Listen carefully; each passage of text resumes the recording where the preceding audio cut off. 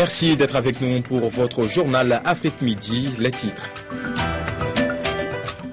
C'est une énorme surprise. Après seulement 24 heures de conclave, le successeur de Benoît XVI a été désigné. C'est l'Argentin Jorge Mario Bergoglio qui a été élu nouveau pape. Vous entendrez de nombreuses réactions dans cette édition. La Tunisie a son nouveau gouvernement depuis hier. La nouvelle coalition regroupe des islamistes, des Nahada, des membres du parti laïque et des indépendants. Les nouveaux ministres ont prêté serment ce mercredi dans l'après-midi. L'annonce de l'élection de l'Argentin Jorge Bergoglio comme nouveau pape a été accueillie dans un tonnerre d'applaudissements et une longue ovation de centaines de fidèles qui assistaient à une messe dans la cathédrale de Buenos Aires.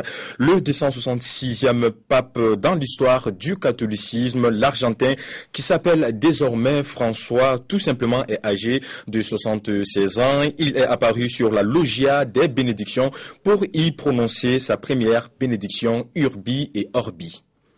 Ils ont patienté des heures place Saint-Pierre. Des milliers de fidèles bravant la pluie et le froid, les yeux rivés sur la cheminée de la chapelle Sixtine. Quand enfin, peu après 19h, apparaît la fumée blanche.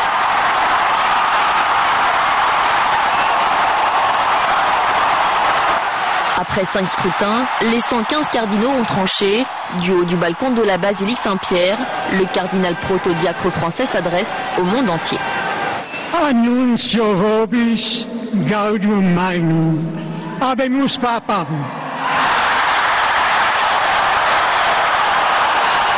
Quelques instants plus tard, face à une foule en liesse, c'est au tour du successeur de Benoît XVI de faire son apparition.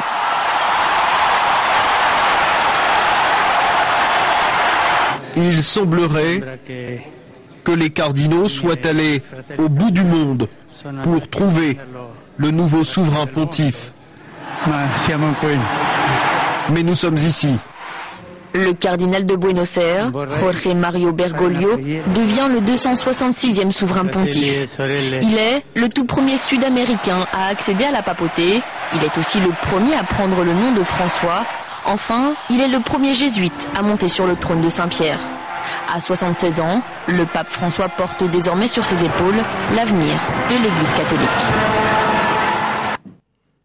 Même eux n'avaient pas imaginé, après l'annonce de l'élection de Jorge Mario Bergoglio par le conclave, il aura fallu quelques minutes pour que les Argentins et derrière eux toute l'Amérique latine réalisent qu'ils le tenaient enfin leur pape. À l'extérieur, comme à l'intérieur de la cathédrale de Buenos Aires, les fidèles ne peuvent contenir leur joie. C'est leur archevêque, le cardinal Bergoglio, qui est désormais le nouveau pape. Que Dieu le bénisse, pour qu'il puisse guider le peuple avec sagesse et sainteté. Les cloches des églises résonnent dans toute la ville. Le cardinal Bergoglio est considéré ici comme étant modéré, modeste, proche du peuple, prenant la plupart du temps le bus comme tout le monde. Devenu le pape François, il est la fierté des Argentins. Je suis très content, heureux, car l'Église et le Seigneur ont désigné un Sud-Américain comme pape. C'est très bien, car c'est le premier pape latino-américain au monde. Aujourd'hui, félicitations. Une fierté partagée par la présidente argentine, pourtant jusque-là très critique envers le nouveau pape. Malgré leurs désaccords publics sur le mariage homosexuel notamment, Cristina Kirchner espère que cette élection permettra à son pays et à l'ensemble de l'Amérique latine d'être davantage entendus sur la scène internationale. Nous espérons que cela va avoir un impact significatif sur notre région, que cela va porter notre message aux grandes puissances pour qu'il y ait un dialogue, parce que nous voulons que le dialogue qui est vanté de toutes parts devienne réel. Connu en Argentine pour son combat contre la pauvreté, le pape François doit maintenant se charger des grands dossiers du Vatican. Il n'est pas africain, mais son élection est saluée par tout le continent. De nombreux religieux africains espéraient l'élection d'un souverain pontife venu du continent, mais se félicitent quand même de cette nomination et estiment que ce choix est une ouverture sur le monde. Quelques réactions au Cameroun. C'est aussi une surprise parce que c'est la plus grosse surprise et ça montre que c'est l'Esprit Saint qui est à l'œuvre. Comme me disait un évêque du Cameroun, il disait on peut avoir des noms, on peut avoir des propositions, mais quand on entre à la chapelle Sixtine, l'Esprit Saint descend comme sur les apôtres. Et c'est effectivement cet Esprit Saint qui est descendu sur les apôtres pour élever les humbles et rabaisser peut-être les moins humbles. Et là, c'est la grosse surprise et c'est l'Esprit Saint. Vive l'Esprit Saint, vive Dieu. C'est le premier pape avec le prénom de François Ier. Je suis vraiment ému. La réaction première, c'est l'action de grâce.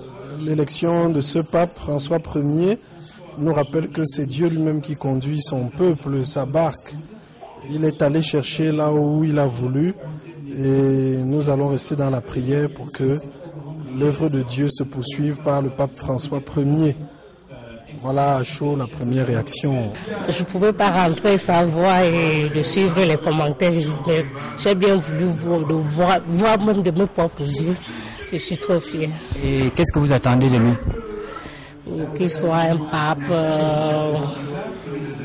aimable, qui nous apporte beaucoup de bénédictions et de conseils. On continue avec le reste de l'actualité. Direction la Tunisie qui a son nouveau gouvernement. Le cabinet d'Ali Larayed a obtenu la confiance des députés de l'Assemblée hier mercredi. La nouvelle coalition regroupe des islamistes, des Nahada, des membres de partis laïcs et des indépendants. Elle a reçu le soutien de 139 députés sur 217, soit 30 voix de plus que la majorité nécessaire. Les nouveaux ministres ont prêté serment hier dans l'après-midi. Ils sont théoriquement en place jusqu'à la fin de l'année. Toujours en Tunisie, l'entrée en fonction de ce nouveau cabinet intervient sur fond de malaise social. Un vendeur ambulant s'est immolé hier, excédé par la misère, rappelant le suicide qui avait déclenché la révolte contre Ben Ali. Le jeune homme de 27 ans est décédé des suites de ses blessures. Voilà, l'après-guerre se prépare au Mali. Le président Djonkouda Traoré a promis des élections pour juillet prochain. La réconciliation sera l'un des thèmes majeurs de ces élections. Pour le ministre des Affaires étrangères malien, il s'agit bien sûr de Tieman Koulibaly. Le Mali n'a pas de problème racial. On l'écoute. La rhétorique raciale, voire avec des relents un peu racistes dans cette affaire-là, est un grand tort qui est causé aux Touaregs du Mali. Les Touaregs n'ont jamais été le problème du Mali, ne seront jamais le problème du Mali. Il y a une minorité d'activistes qui, à travers les années, pour telle ou telle autre raison, souvent c'est parce que les rébellions apportaient des dividendes à certains moments donnés. Pour d'autres, c'est qu'il y avait des opportunités à saisir pour faire durer un pouvoir féodal qui aujourd'hui n'a plus de raison d'être au Mali. Bref, peau blanche, peau noire, c'est une rhétorique qui n'a aucun sens au Mali.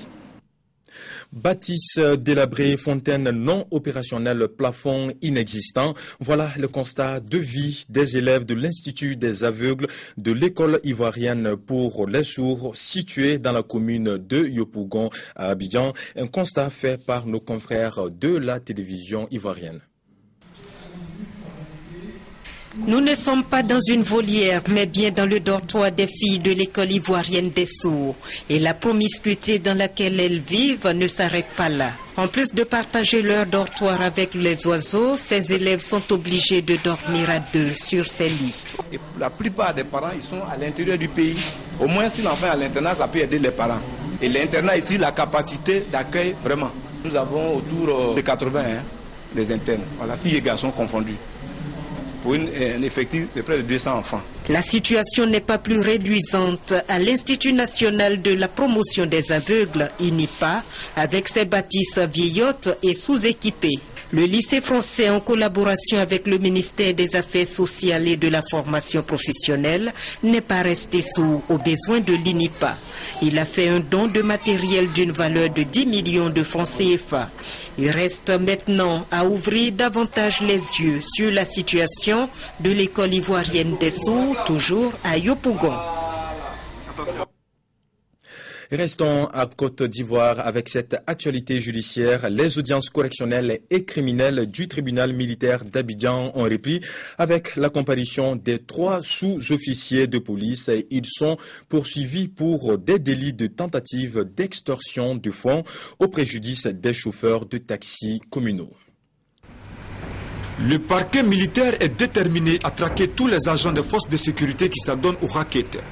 3 sous-officiers de police en service au commissariat du 8e arrondissement de Cocody ont comparu devant le tribunal.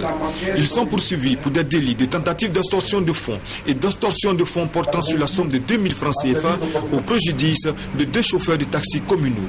Des infractions jugées graves et qui portent atteinte à la dignité du militaire. Arrêtez de racketter. Arrêtez de commettre les actes attentatoires à la discipline, à la dignité et à l'honneur. Tant que le dernier racketteur n'aurait pas quitté les rangs des forces armées, tant que le dernier racketteur n'aurait pas quitté les rangs des forces républicaines, de la gendarmerie et de la police, nous ne nous fatiguerons pas à les traquer, à les conduire devant le tribunal militaire et les juger. Les victimes ont expliqué au tribunal les circonstances dans lesquelles l'acte délictuel a été posé. Il y a 2 policiers qui m'ont arrêté. Que j'ai mal garé la voiture. Il doit payer un amende de 2000.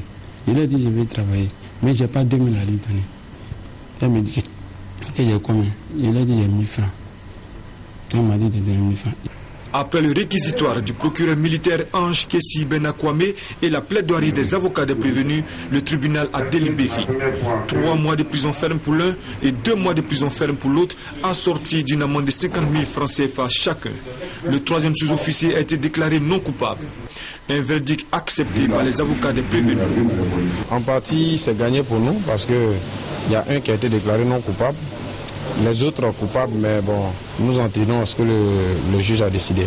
Ce procès fera place à celui des éléments des forces républicaines de Côte d'Ivoire qui ont commis des crimes contre les droits humains ainsi que les manquements graves à la discipline.